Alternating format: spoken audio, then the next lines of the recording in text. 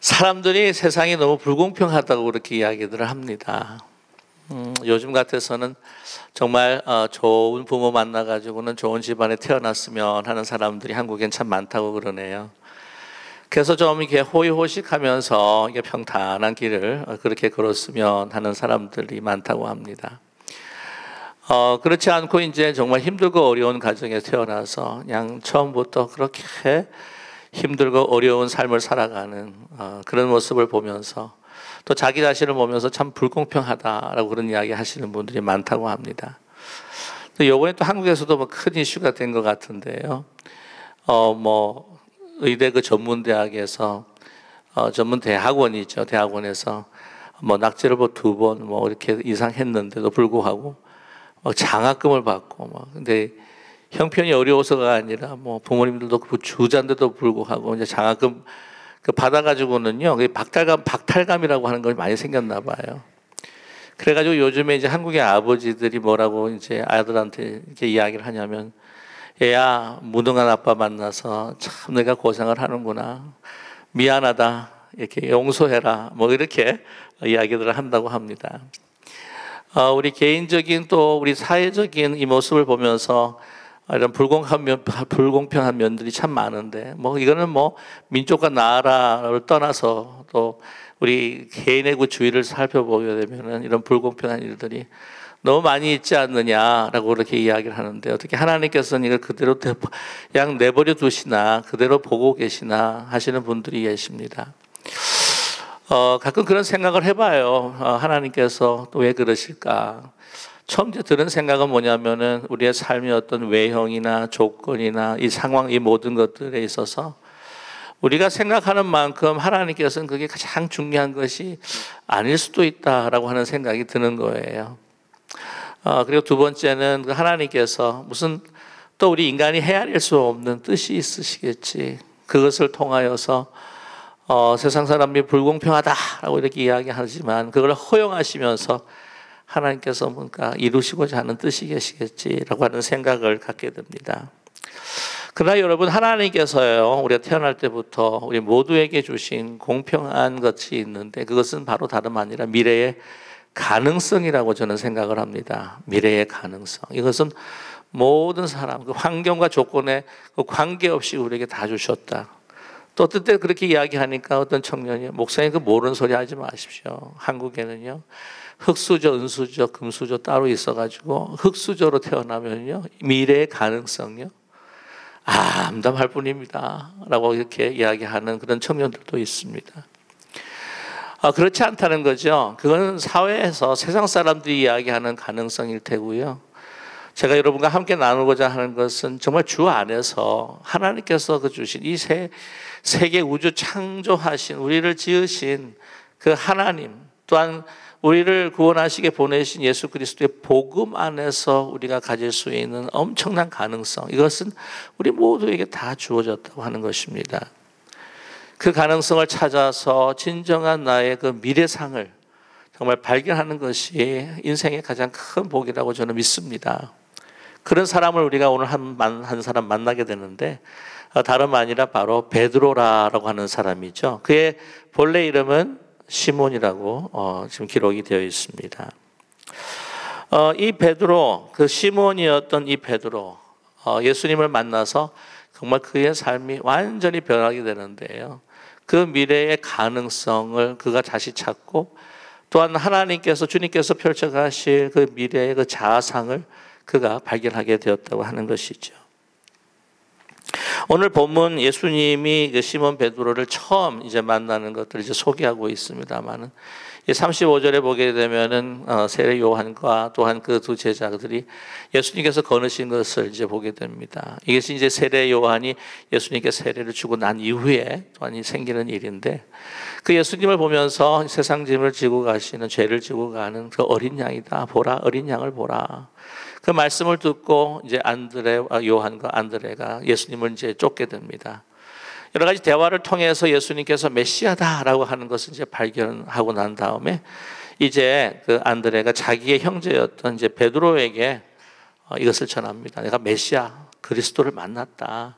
그래서 그 손을 붙들고 형일 것 같아요. 형, 가자. 메시아를 만났다. 메시아를 만났으니까 가서 같이 한번 보자. 그 예수님께서 이제 오는 그 시몬을 보자마자 뭐라고 오늘 말씀을 하시냐면은 시몬의 요한이라고 이야기를 하시면서 뭐라고 이렇게 말씀하시면 장차 개바라 하리라라고 이렇게 말씀하고 계십니다. 오늘 말씀 보면 내가 요한의 아들 시몬이니 장차 개바라 하리라 하시니라. 개바는 번역하면 베드로라라고 이렇게 말씀하고 있습니다. 여러분 시몬 베드로에서 이게 두 가지를 다 이제 사용하고 있는 분도 있고 또 그렇게 기록한 그 부분도 있는데 시몬이다 그러면은 여러분께서 잘 아시겠지만은 야곱의 아들 가운데 이제 시몬이 있습니다. 시몬이라고 하면은 이 낱말의 뜻이요 굉장히 좋을 뜻도 있고 또 좋지 않은 뜻도 함께 포함하고 있습니다. 무슨 뜻이냐면은 잘 듣는다는 거예요. 경청해서 하여튼 잘 듣는 겁니다. 근데 하나님의 말씀을 잘 들으면 너무나 좋은 것이고요. 그렇지 않고 너무 세상에 귀를 기울이고 듣게 되면 이건 좋지 않은 거가 되고 말고 마는 거죠. 여러분 솔로몬이 하나님 앞에 구합니다. 다른 거 다 필요 없습니다. 하나님 지혜를 주십시오. 그 지혜라고 하는 것은 다름 아니라 listening heart. 내가 여호와의 말씀을 듣는 마음을 주시옵소서. 듣겠다고 하는 거죠. 청종하겠다. 또한 그것을 따르겠다고 하는 것도 내포가 되어 있습니다. 근데 그렇지 않고 어떻게 해요? 세상 그 말과 다른 사람들이 이야기하는 것에 있어서 그것에 이제 막 왔다 갔다 하는 사람. 그래서 이거를 이제 귀가 얇은 사람이라고 이렇게 이야기를 하는데 그러한 것이 바로 시몬이다라고 말할 수가 있습니다. 어떤 다른 사람이 오라고 하면 그래? 하고 이렇게 하다가 또 그 사람이 오면 그래 그 사람이 그럴 줄 몰랐는데 그랬어? 하고 이렇게 왔다 갔다 하고요. 뿐만 아니라 막 그 변죽 끓듯이 그냥 이게 마음이 막 동하고 변하고 하는 거를 이제 시몬과 같다라고 이렇게 이야기하게 됩니다. 이랬다 저랬다 하는 사람, 감정적 조절이 잘 되지 않는 사람, 갈대와 같은 사람. 그래서 여자만 갈대가 아니라 남자들도 보니까 갈대가 꽤 많은 남자들이 있다고 하는 것도 발견하게 됩니다만은 그러한 사람들이 시몬이다라고 이야기할 수가 있습니다. 개바라고 하는 뜻은 뭘까? 이 개바는 바로 아람어인데요. 이거는 이제 반석이라고 하는 말이 있습니다. 헬라 말로 이야기하면 페트로스라고 이렇게 이야기할 수가 있는데 이 페트로스가 바로 이제 베드로가 되는 거죠. 여러분 그 반석에서 페트로가 붙는 단어들이 있죠. 석유들을 이제 반석 뚫어서 이제 그 추출을 한다고 그래서 페트롤리엄 해가지고 그 페트로를 앞에 붙이게 됩니다. 그 다음뿐만 아니라 보면 우리 이스라엘 제가 갔었을 때에 성지 순례 갔었을 때에 이스라엘 전에 이제 요르단으로 들어가 가지고는 에돔 사람 지었다고 하는 그 아주 멋있는 7대 세계 7대 불가사의라고 하는 여러분 아시죠? 페트라라고 하는 곳이 있습니다. 그러니까 이 페트로스라고 할 때에 이게 뭐 조그만한 바위가 조그만한 돌이 아니에요. 아주 엄청나게 큰 흔들리지 않는 아무리 밀어도 밀어 정도가 아니라 하여튼 변하지 않는 흔들리지 않는 그런 엄청난 그 바위와 같은 사람이 바로 페트로스. 베드로요 개바라라고 하는 이야기죠. 근데 시몬이라고 하는 이 베드로에게 이 베드로라고 하는 이름이 사실 그렇게 걸맞는 부분이 아닙니다. 여러분 아시겠지만 이 베드로 같은 경우에는 예수님을 이제 따르고 제자가 되고 난 후에도요 얼마나 감정 기복이 심한지 모릅니다. 이렇게 또 어떤 때는 막 아주 오바를 심하게 하는 부분도 많아요. 예를 들자면 이제 다들 배를 타고 가는데 풍랑 속에서 예수님께서 걸어오시는 모습을 이제 베드로가 보게 됩니다. 너무 기뻐가지고 그러다 보니까 막 예수님께서 걷는 것이 막 너무 멋있어 보이고 놀라우니까 예수님한테 구하지 않습니까? 저도 걷게 해주세요. 그래가지고 나오라고 이제 걷는 가운데 몇 발자국 걸었는데 파도를 이렇게 막 치는 걸 보면서 갑자기 두려움이 생겨가지고 그냥 꼬르륵 하고 이제 깔아앉게 되니까 막 예수님한테 막 살려달라고 막 소리 부르짖는 이 베드로를 보게 됩니다. 막 열정적으로 했다가 막 조금 두려움이 있으면은 막 이제 더 못하겠다고 막 죽겠다고 하는 그런 뭐라고요? 변죽 듯한 모습을 우리가 발견하게 되죠. 뭐 보통 사람들도 다 그렇지 않을까 하는 생각도 들게 됩니다.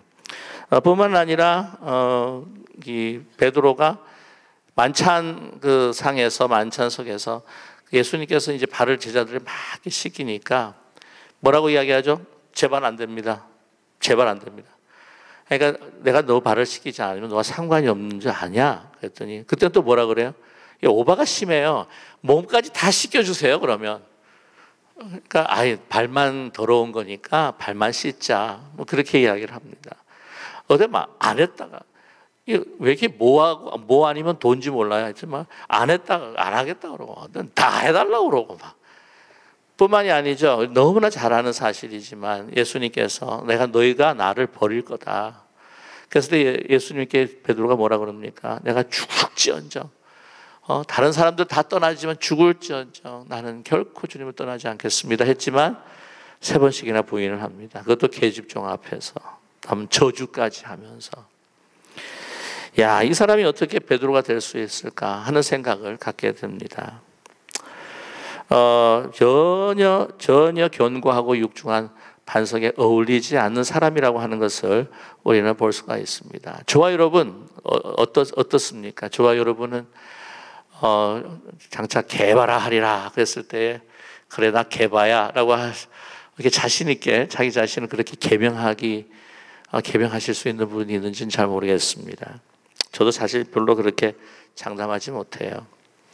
근데 우리 모습들은 참 많이 흔들리거든요, 사실은요.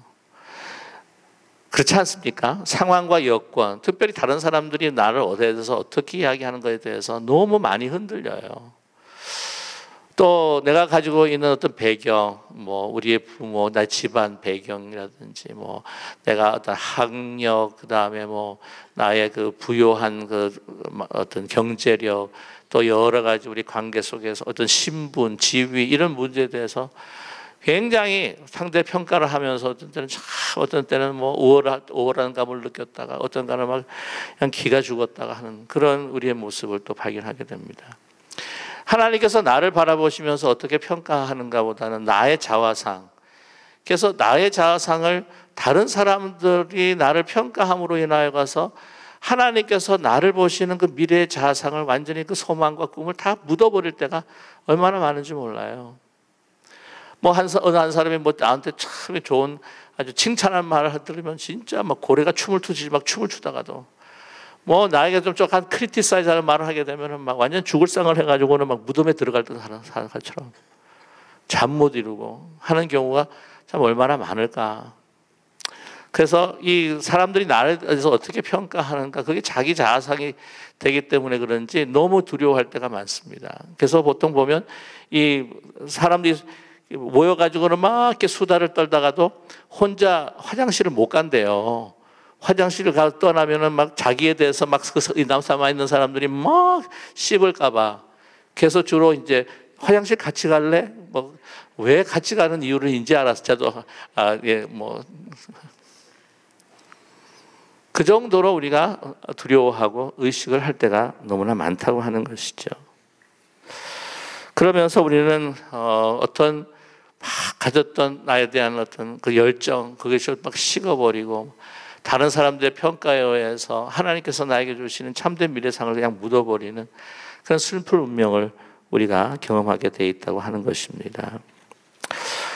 그러나 하나님께서는요, 우리를 바라보실 때에 지금 현재의 어떤 모습, 다른 사람들 이야기하는 것이 아니라 정말 하나님께서 만드시고 하나님께서 조성하시고 이루시고자 하는 그의 분명한 그 미래상을 가지고 우리를 바라보고 계시다고 하는 거예요. 하나님께서 가지고 있는 그 미래상, 그 퓨처를 보면서 사실은 우리의 지금 현재의 모습을 하나님께서는 평가하고 있다고 하는 사실입니다. 저희들도 그랬으면 좋겠어요. 예? 지금 나의 그 현재의 모습, 그것을 보고 다른 사람과 평가하면서 다른 사람의 소리로 인하여서 나를 막 좌절하고 포기하고 어떤 데 막 왔다 갔다 하는 것이 아니라 정말 하나님께서 나를 어떻게 보고 계신가? 정말 지금 시몬과 같지만 내가 너 개바되게 할 거다. 너 뭐 지금 갈 때지만 반석처럼 되게 할 거다. 넌 반석이라고 해라. 예수님께서 말씀하신다는 것이죠. 우리 참 부족한 면이 많고 하지만 예수님께서 우리를 향하여 뭐라고 이야기하십니까? 너희는 세상의 빛과 소금이 되어라 라고 말씀하지 않으셨어요. 너희는 세상과 빛이라, 세상의 빛과 소금이라 라고 이렇게 말 다 확정하시면서 이야기하셨어요. 베드로 저 자신도 너무나 잘 알고 있을 겁니다. 그런데 베드로전서 2장 9절을 보게 되면은요, 자신의 모습을 보면서 우리에게 하나님께서 우리를 지금 어떻게 보고 계시는가? 택하신 족속의 왕 같은 제사장이 거룩한 나라요, 소유된 백성이라고 베드로를 통해서 우리가 누구인가 하는 것을 우리에게 말씀해 주고 계시지 않습니까? 그런 하나님께서 보시는 너무나도 긍정적이고 너무 영광적이고 승리하는 어떤 이러한 미래의 상을 보면서 우리를 바라보고 계신데 우리는 그러지 못할 때가 너무나 많은 거예요. 보게 되면은 참 이 세상이요, 그런 꿈을, 그런 자신을 바라보지 못하도록 하는 것이 아마 세상인 것 같아요. 시기 질투가 너무 많아가지고 또한 우리는 항상 서로를 갖다가 깎아내리려고 하는 그러한 이 세상의 어떤 그 습관과 또 간섭 속에서 살아갑니다. 세상에 우리 별명을 지을 때도 동서고금을 막론하고 상대방에 대한 별명을 지을 때 이쁘게 짓는 법이 없더라고요. 보면 그림자도 밟지 말아야 하는 스승님들한테도 아주 그냥 별명을 짓는데 입에 자기 힘든 여러분 기억하시죠? 고등학교 때. 죄송합니다만 용서하고 들으십시오. 앞에 왜 그게 동자가 붙는지 모르겠어요. 저게 똥. 거기다가 개도 붙고 파리도 붙고 예. 키가 작으면은요, 그 키가 작은 사람한테 지금은 잘 안 써요. 짜리몽땅 들어보셨어요? 짜리몽땅. 예. 그러지 말고 좀 붙이려면 나폴레옹 정도는 붙여야. 제 좀 먼 친척 가운데 그래도 가깝게 지냈던 친척인데 저보다 좀 위에 있는 누님이셨어요. 근데 어릴 때 기억인데 또 그 궁금증을 가졌었는데 그 부모님이 우리 그 누님을 뭐라고 불렀냐면 어릴 때 개똥아 그래요. 그래서 세상에 무슨 이름을 개똥이라고 짓냐. 개똥 하면 진짜 개똥 안 될까? 근데 제가 나중에 안 건데요, 그 이름을 천하게 지어야 방명하지 않는다고 그렇게 이야기를 해요. 맞나요? 모르겠어. 하여튼 간에 방명 안 하는 게 아니라 방명할 것 같아. 예. 우리가 우리 새벽 기도 마칠 때도 뭐라고 이야기를 하냐면은, 성도님은, 우리 오시는 분들은 잘 아실 거예요. 성도님은 세상에 그리스도의 향기입니다. 그러잖아요. 성도님은 이 세상에 거룩한 씨앗입니다. 얼마나 좋아. 근데 무슨 짜리몽땅이라고 그러고. 우리가 항상 우리 자신을 바라볼, 서로를 특별히 우리 기쁜 우리 교회 서로의 상대방을 바라볼 때 지금 그 수준이 아니라고 생각을 하지만, 그러나 하나님께서 개바처럼 세울 우리의 성도님이라고 생각하고 그리스도의 향기다, 그런 거룩한 씨앗으로 하나님께서 사용하실 것이다 라고 하는 그런 아주 하나님의 그 미래상, 우리를 향하신 미래상을 보고 서로 격려하고 위로하고 세워줄 수 있는 우리 기쁜 우리 교회 되기를 간절히 소망합니다. 그렇게 이야기하면 하나님께서 그 약속을 이루어 주신다고 저는 분명히 믿어요. 이 베드로, 시몬과 같은 사람이었는데 그 배경도요, 여러분, 참 볼품이 없습니다. 그러니까 갈릴리 지역에 있는 그 사람, 갈릴리는요 아주 가난한 지역이었어요. 예루살렘에 있는 사람들이 굉장히 이렇게 얕보고 무시하고 하는 사람들이었습니다.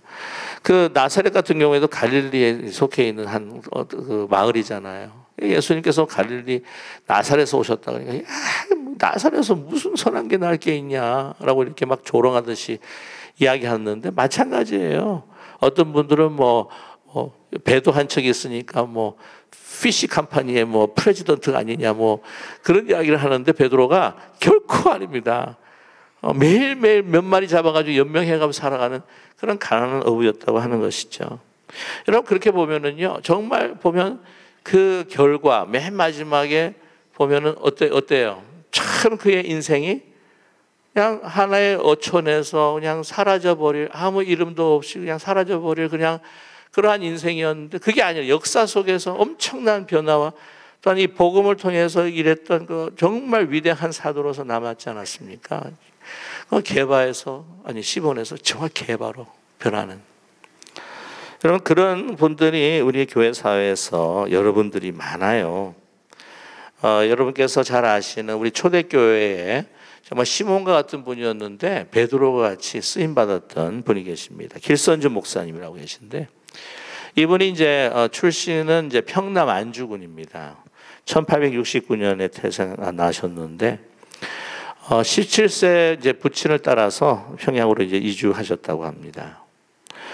근데 한 가지 제가 그 소개를 하게 되면, 이 길선주 목사님은 참 우리가 훌륭하고 초대교회에서 굉장히 유명한 목사님인데, 그 유명한 목사님을 우리가 어떤 분들은 이제 다 좋아하고 존경하는데, 몇몇 목사님들은 별로 이렇게 잘 좋아하지 않은 분들이 있습니다. 약간 유머스럽게 말씀을 드리는 거예요. 왜냐하면은 여러분 아시겠죠? 이분이 새벽기도 처음 시작하신 분이에요. 그러니까 이제 젊은 이제 부목사님들이나 부목사님들 같은 경우 목사님들은 새벽잠이 너무 새벽잠이 많으니까, 제가 알고 있는 목사님 한 분인데 여러분도 사실 아는, 이게 막 가다가 너무 이제 피곤한 거예요. 그래서 새벽기도 누가 만든 거야? 하면서 막 나중에 알아보니까 길선주 목사님. 길선주 목사님 막 하나의 유머긴 한데 실제로 그런 이야기를 하셨어요, 사실 그 목사님이. 근데 이분이 그 부친이 연로한 까닭에 이제 17세에 평양으로 오시고 난 다음에 그냥 가사일을 모든 것을 다 도맡아서 했습니다. 그러니까 소년 가장이나 마찬가지였죠. 그러면서 이제 집안을 꾸려 나가야 되니까 장사를 이제 했습니다. 이제 1년 채 못 돼가지고 그냥 망해버린 거예요. 여러분 망하니까 심신이 완전히 피로하고 지친 것이죠. 그래서 병약해져 버리고 말았습니다. 병을 얻은 거예요. 그래가지고 사회 환멸도 느끼고 막 그래가지고는 안 되겠다, 이제 휴양을 해야 되겠다 그래가지고 평양 근처에 있는 용악사에 들어가서 수도를 했습니다. 중병에 그래서 걸려가지고는 더 깊은 중병에 걸려요.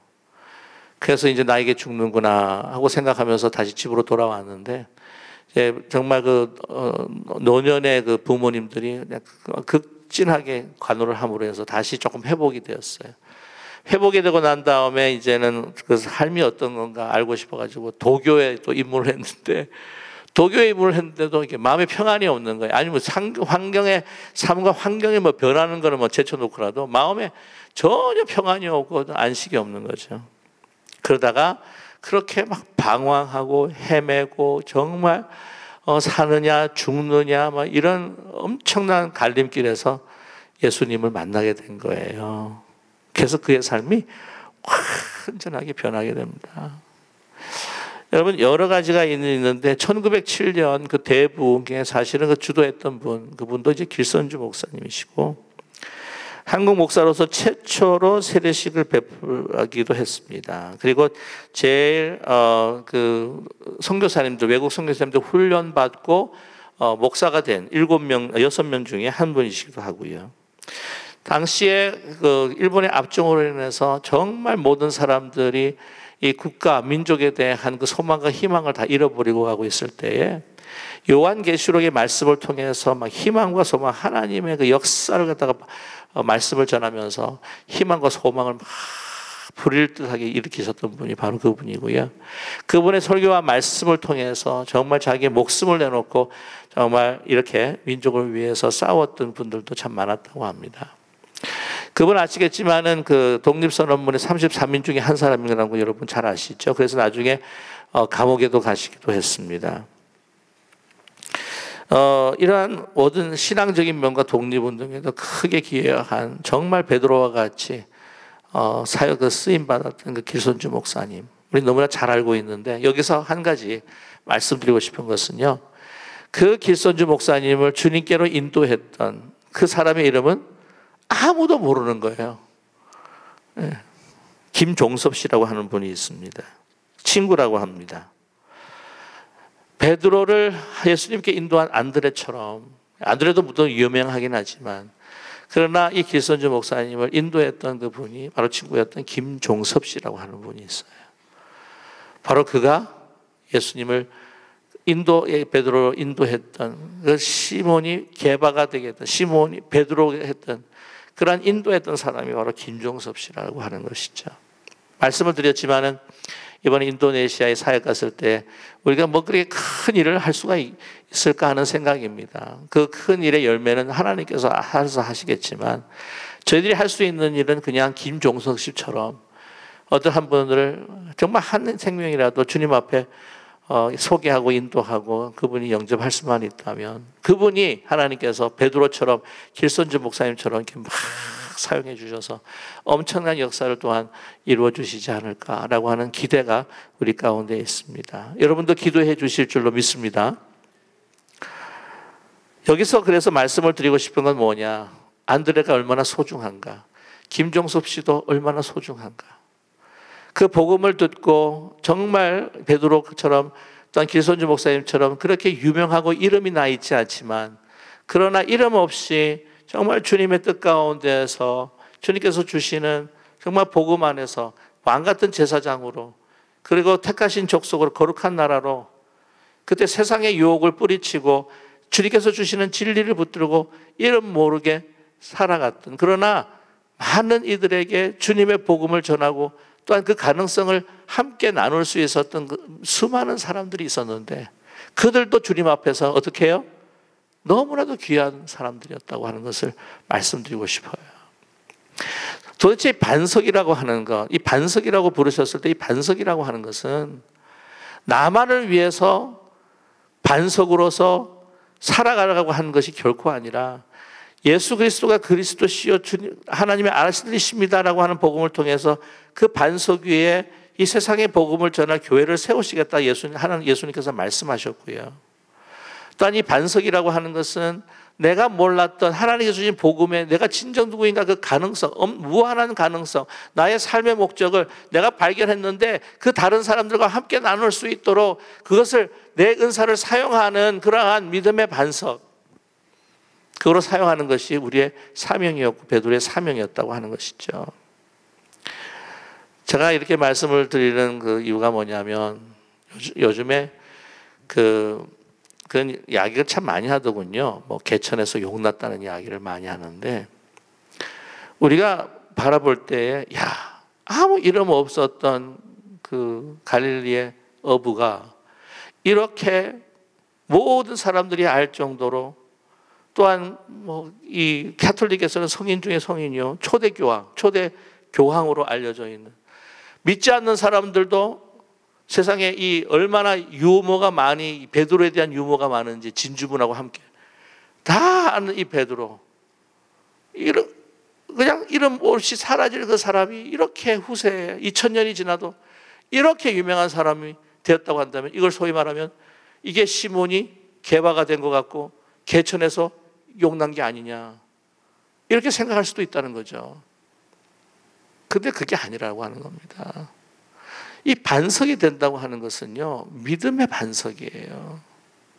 이름이 있든 이름이 나든 이름이 안 나든 이런 것으로 인해서 유명한 권세를 얻지 못하든 내가 부유하든 가난하든 내가 배울 수 있었든 배우지 못했거든 내가 건강하든 내가 병약하든 이러한 상황에 아무 관계없이 내가 이 세상에 유혹이 온다 할지라도 내가 여러 가지 어려운 환경이 있다고 할지라도 나를 바라보시면서 왕같은 제사장이라고 나를 사용하실 그 주님이라고 하는 것을 확신하면서 흔들리지 않는 주님을 선택하고 진리를 선택하고 사랑을 선택하고 그 은혜를 선택하는 그 믿음, 흔들리지 않는 반석과 같은 믿음이라고 하는 그 베드로가 바로 저와 여러분의 베드로가 되고 저와 여러분의 반석이 되기를 간절히 소망합니다.